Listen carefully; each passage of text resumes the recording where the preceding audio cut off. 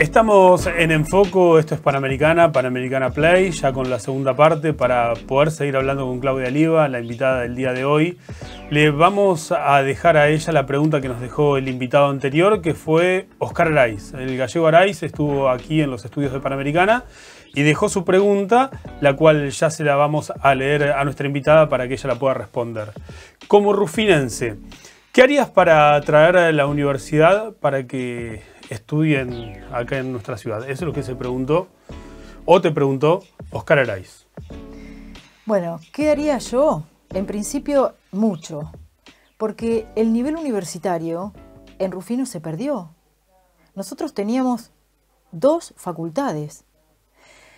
Podría juzgarse críticamente si la universidad de las que se desprendían esas facultades era de renombre o no, pero es hoy una universidad que tiene muchísimos años en Buenos Aires y, de hecho, muchísimos profesionales del ámbito universitario no hubieran podido recibirse si esa opción no estaba en nuestra ciudad. En un momento se pierde y hoy tenemos solo el nivel terciario, casi no pudiendo acceder nuevamente a nivel universitario. Estuve días pasados con colegas, profesoras, que trabajan en la universidad en Venado Tuerto, con una gran oferta, de la que yo digo, y he trabajado en Venado Tuerto también, en algunos momentos, sí. Digo, ¿por qué? ¿Por qué? ¿Cómo se consigue? ¿Cómo se logra? Porque allá sí y acá no. Sí, no es tan difícil. Yo creo que habría que hacer un balance y ver, pero el nivel universitario hoy, dentro de mi modo de ver, permite no solamente abarcar una apuesta o lograr una apuesta de mayor, podríamos decir, estatus cultural a la ciudad. Sí. Abre las puertas de muchos otros canales que hoy no los tenemos. Entre ellos, cuando se abre la posibilidad universitaria, vienen profesores que son de afuera. Sí, sí, sí. Y eso hace que se desarrolle un montón de otras particularidades de la ciudad, como son, por ejemplo, la parte gastronómica, hotelera. Recordemos que hay un movimiento alrededor. Sí, nos hemos quedado casi sin hoteles en la ciudad. No hay. No.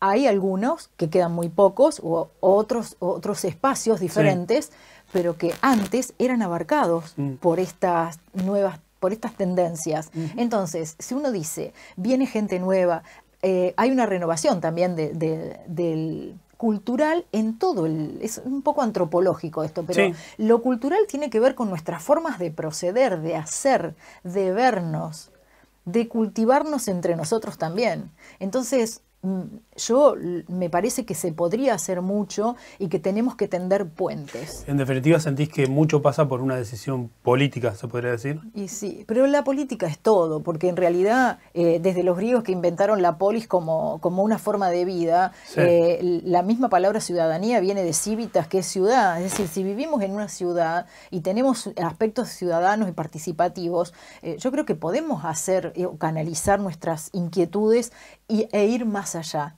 en todo nivel.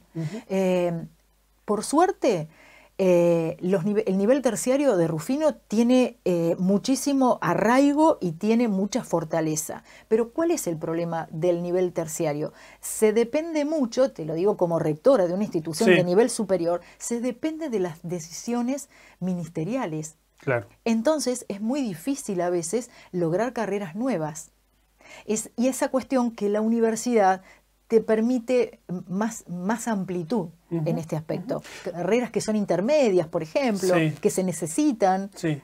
Nosotros tenemos en Rufino, por ejemplo, en el Superior 50, carrera de enfermería. Pero no nos podemos quedar con eso. Hay que pensar en opciones que apoyen la enfermería desde otro punto de vista, porque la salud hoy es prioridad. Entonces, no solamente necesitamos profesionales en esa rama, sino en las otras que acompañen y abran un poco el espectro. ¿Existe actualmente alguna especie de sondeo o estadísticas o encuestas de cuál es la demanda del estudiante, de aquel que termina el secundario, para poder tener alguna oferta laboral? ¿Qué carreras son las que se aspiran o se apuntan o son las más solicitadas? Entiendo que no. No hay a nivel oficial, quiero decir. Uno lo puede hacer, ¿viste? Uno hace un sondeo. Por ejemplo, ahora que se está desarrollando el profesorado, que se incorporó hace poco, el profesorado de geografía, también en el Superior 50, que no tenía profesorado, se perdió el de inglés, después de eso, durante mucho tiempo, nos quedamos sin profesorados, ahora volvemos a la carrera docente. En ese momento se abrió con una gran incertidumbre. Se había hecho un sondeo, pero daba unos números importantes. Bueno, nos llevamos la sorpresa de que esos números eran acordes a la realidad. Es decir, nos sorprendíamos igual, porque decíamos, bueno, mucha gente pretende estudiar y te dice que sí, y después tal vez no estudia. Claro. Pero nosotros tenemos también una amplia influencia zonal que hay que aprovechar. Claro, no es solo Rufino, tenés muchas localidades cercanas que también estudiaban acá. Sí. Y yo veo que eso es a nivel local, es lo he pensado mucho también, es una ventaja y una desventaja, porque nos decían, nosotros estamos en el límite entre 3 provincias, pero ese es el problema también, porque de otras provincias a veces les resulta difícil incorporarse a situaciones nuevas, viste que somos muy federales. Sí. Entonces, por ejemplo, Santa Fe y Buenos Aires no tienen puntos en común. Y pasan estas cosas. A nivel universitario es distinto porque la universidad es igual en todos lados. Por ejemplo, esa es una característica. En cambio, por ejemplo, ahora está el boleto educativo. Sí. Bueno, se les paga a los estudiantes que puedan trasladarse en la provincia de Santa Fe, pero no podemos acceder al boleto educativo a quienes vienen de la localidad de Cañada Seca, por ejemplo. Entonces, esta cuestión es la que, situación, claro, como estamos en una zona en la que hay confluencia de provincias, con Córdoba no tenemos mucho en común tampoco. Tenemos La Boulaye cerca, pero también está Rosales, hay otras localidades. Sí. Sin embargo, a ellos les resulta mucho más cómodo entrar en la variable que les ofrece la misma provincia, hasta, por ejemplo, para utilizar el cajero. O las ventajas, nosotros tenemos billetera Santa Fe, por ejemplo, por decirte un ejemplo. En Córdoba, que queda 60 kilómetros en La Boulaye, vos no la podés utilizar. Y ellos tampoco acá, de este lado. Claro. Es una desventaja, pero ante esa desventaja hay que tratar de buscar... Sí, buscarle la vuelta como para que funcione. Claro. Sí, lo importante es que haya oferta universitaria y, bueno, un poco la pregunta que te dejaba Araiz venía por ese lado. Y te quería consultar, ya volviendo también a lo que te gusta a vos, que es el periodismo y que estudiaste. ¿Te permitís brindarle a la docencia ese espacio del periodismo? ¿Llevar mucho del periodismo a la docencia? Todo el tiempo. Permanente, ¿no? Todo el tiempo. Te cuento que cuando yo estudié periodismo, no lo hice porque quería ser periodista. Es muy raro todo. Tengo un amigo, viste, yo siempre a eso me refiero cuando digo, yo tenía 2 hijas muy chiquitas, estaba casada, me casé joven, terminé la carrera y me casé, todo muy rápido. Sí. Y no tenía trabajo, no había empleo, yo no tenía horas de clase. En ese momento no había, como ahora, una playa de una cantidad, no había la posibilidad. Entonces yo empecé a trabajar yo fui secretaria, vendía cursos de inglés, es decir, uno va haciendo, y toda esta cuestión también ayuda a la formación. En un momento un amigo me dice, hay un lugar en el Consejo Deliberante, si vos lo podés ocupar, te van a pagar un salario por desgravar las actas. ¿no? Las sesiones. Sí, sí, sí, sí. Bueno, entonces, ese era mi trabajo. Ahí empecé. Secretaria en el Consejo Claro, pero un secretariado ad hoc, porque el secretario del Consejo Deliberante tiene un cargo. Sí, No, a sí, mí sí. me habían dado una especie de, bueno, es una secretaría ad hoc, vamos a llamarla así. Y estuve trabajando 2 años en esa función, cuando la municipalidad todavía funcionaba donde es el Centro Cultural hoy, Sí. ¿no? Ahí estaban los concejales, estaba el intendente, todos juntos, ¿no? Era un lugar así como muy, de mucha actividad. Y ahí empecé a ver a mis colegas que son hoy, como por ejemplo venía Hugo Basso, venían los fotógrafos, bueno, venían muchos a buscar información. Recién se desarrollaba un poco las comunicaciones en amplitud. Sí. Y empecé a estudiar periodismo porque me gustaba un poco esto, pero la currícula de la secundaria, yo daba lengua y literatura, y en las clases de lengua se había incorporado la noticia como tema. Claro. Y yo decía, ¿cómo voy a dar la noticia como tema si yo no sé? Yo no estudié eso. Yo estudié lengua y literatura. Claro. Es decir, te puedo hablar de la lingüística, te puedo hablar de la semántica, pero no de la noticia. Justo se da la posibilidad de estudiar. La estudié más para poder ofrecerle a los alumnos... Para tener mayores herramientas. Sí, totalmente. Y ahí empecé a cuestionarme si era posible trabajar con 2 sentidos distintos de la escritura. Una cosa es escribir literariamente y otra cosa es escribir técnicamente. Claro, claro, más del lado del periodismo. Claro, me Escribir costaba un una crónica, montón una escribir, noticia, claro, lo que sea. y encontrarle la función a cada uno. Sí. Bueno, eso fue un despertar, y es como descubrir otro mundo. Sí, sí, Entonces, sí. a partir de ahí, yo utilizo muchísimo el periodismo en las clases. Sí, y va de la mano permanentemente, Sí, ¿no? sí. Debe ser Inclusive así. para decirles, investiguen esto, ¿no? Para dar pautas de investigación, y si no para tener una mirada crítica, ofrecer Claro. las cuestiones de la Claro. mirada crítica. Sí, sí. Es muy lindo. También tenés el tema de la entrevista en clase. Podés desarrollar entrevista, podés desarrollar la encuesta, que es todo dentro de nuestro ámbito. Dentro del marco del periodismo. Claro, y en las Exactamente. clases de historia, que aprovecho mucho la parte de la política como formación ciudadana, no como partido político en sí, sino la política como organización de un Estado. Por ejemplo, los distintos presidentes. Y ahí nos ponemos a hablar y nos ponemos a pensar y a dilucidar qué pasa con las decisiones que se tomaron en un momento de la historia y eso a dónde llevó, ¿no? Esta causa y consecuencia, pero tomada desde otro lado. ¿Qué le pasa a un gobernante cuando en lugar de tomar esta decisión toma la otra? Claro. Y a partir de ahí también periodísticamente uno está observándose y tomando una postura que trata de ser lo más objetiva posible. Viste que decimos siempre, la objetividad total no existe. No existe para nada. Pero bueno, yo no marco esas tendencias en clase nunca. Está bien. Pero el periodismo sí, está incorporado. Claudia, ¿cómo ves el periodismo en la ciudad actualmente? Soy periodista, puedes decir lo que se te ocurra.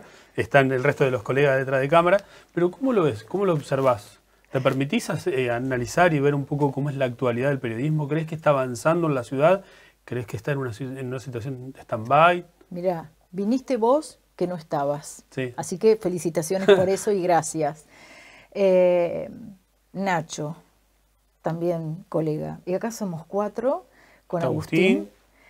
Es tan importante tener una profesión. Es tan importante haber leído sobre el tema, haberse probado y comprobado, haber tenido maestros, haber podido dar cuenta de un aprendizaje, haberse equivocado. Es tan importante y haber sido juzgado por otro. Yo creo que por eso hay que estudiar una carrera. Entonces yo, por ejemplo, en este momento estoy acá, yo me siento que vos me estás haciendo una entrevista y yo siento que vos, al tener las herramientas, me estás dando también a mí una seguridad. Claro. Estás trabajando sobre una base. Yo sé que vos, para invitarme a mí, tuviste que investigar, tuviste que buscar, claro, que tenés una información previa. Y sabemos que trabajar con producción no es lo mismo que sentarse y venir una tarde y decir, voy a hacer un programa. A ver qué sale, claro. Claro.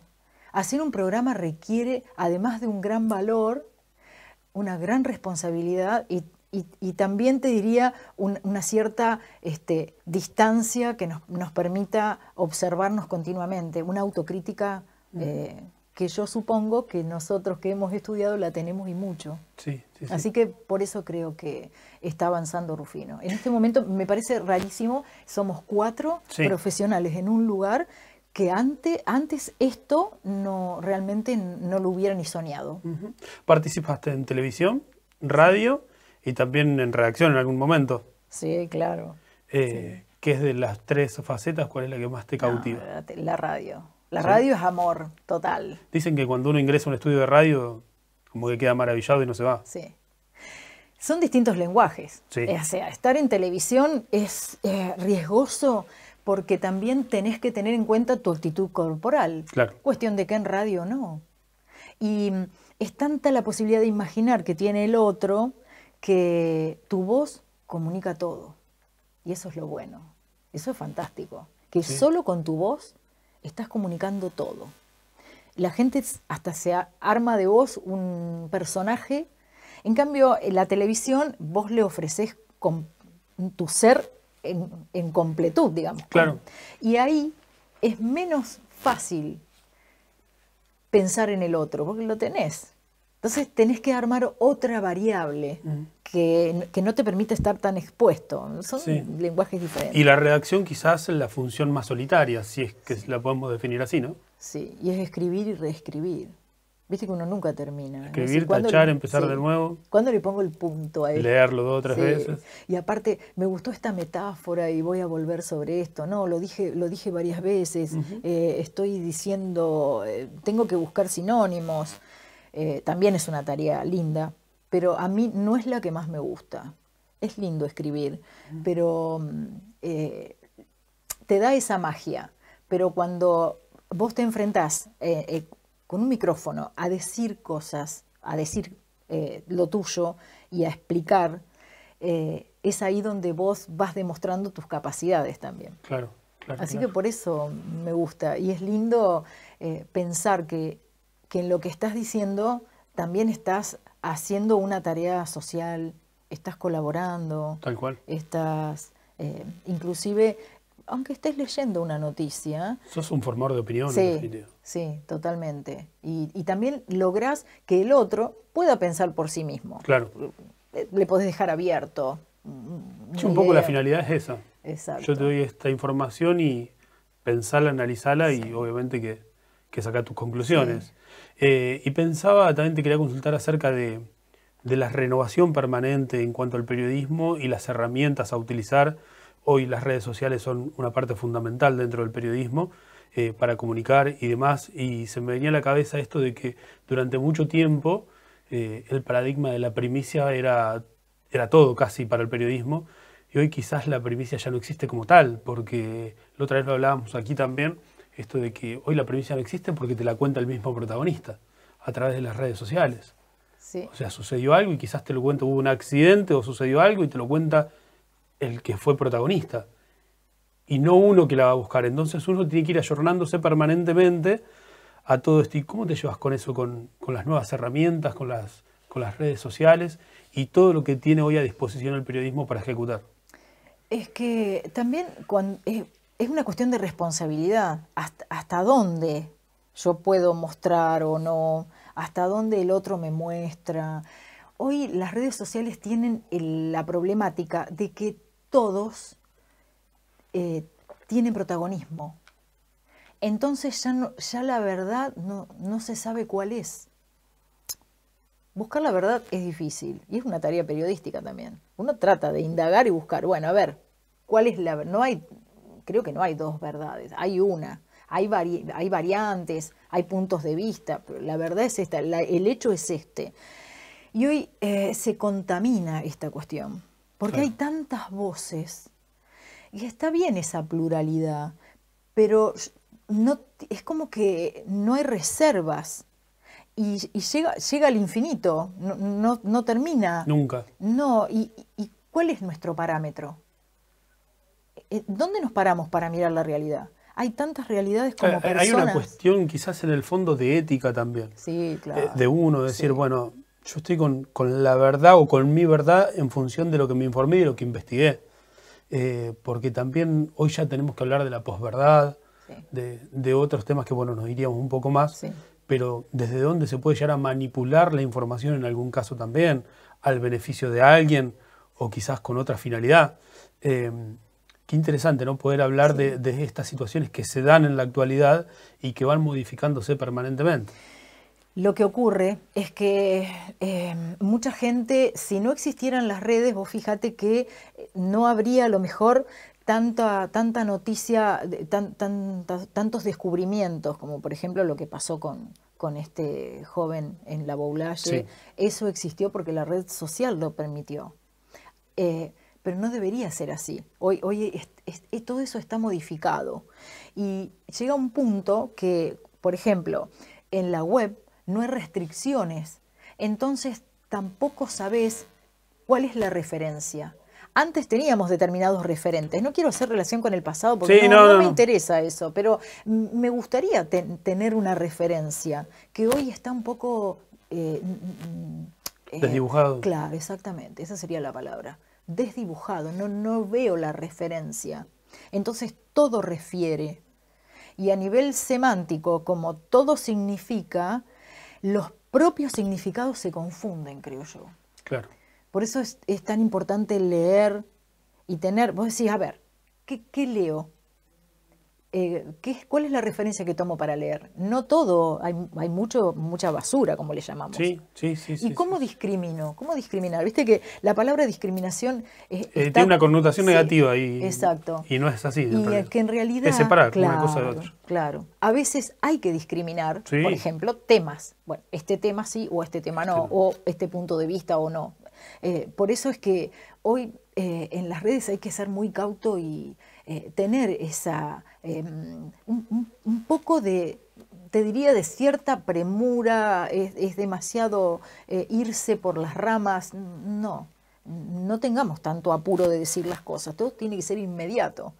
Nos sacamos una foto, la foto también comunica mucho, es otra... Habla por sí sola. Sí, y además es un modo de comunicación tan interesante para el análisis que yo recuerdo en las clases de periodismo ver lo que significa a través de la foto, cómo estás posicionado con el otro, qué estás diciendo, claro, en esa, qué querés significar, hace que también haya un mundo de significados que hasta se contraponen. Entonces, bueno, hay como que estar más atento, más al juicio.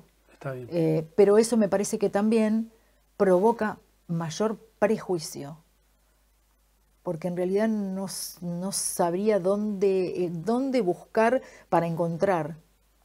Es más difícil encontrar. Totalmente.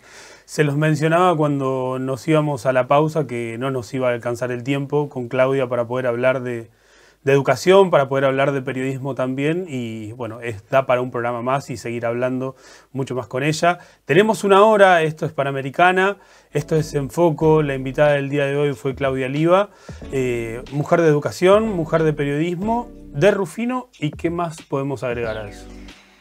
Y bueno, es mi ciudad, yo amo Rufino, en algún momento uno piensa irse. Muchas veces pensé, digo, no, me gustaría irme y termino quedándome, digo, voy a seguir apostando, hay proyectos, hay para hacer, desde el lugar que uno quiera, pero también creo que está en uno poder despertar en otros. Así que esa es la idea que tengo siempre al despertarme cada día. ¿Qué podemos hacer? No solo por nosotros, sino por los demás, y para tratar de optimizar y vivir en un mundo mejor. Esa es la idea. Así que ojalá que uno, tanto y ustedes también, lo podamos canalizar desde el lugar en donde estamos. Ya con eso estamos haciendo mucho, creo yo. Nos quedamos con eso, así se pudo definir Claudia Liva, la invitada del día de hoy. Le agradecemos y nosotros nos volvemos a reencontrar el próximo miércoles desde las 20. Esto es En Foco.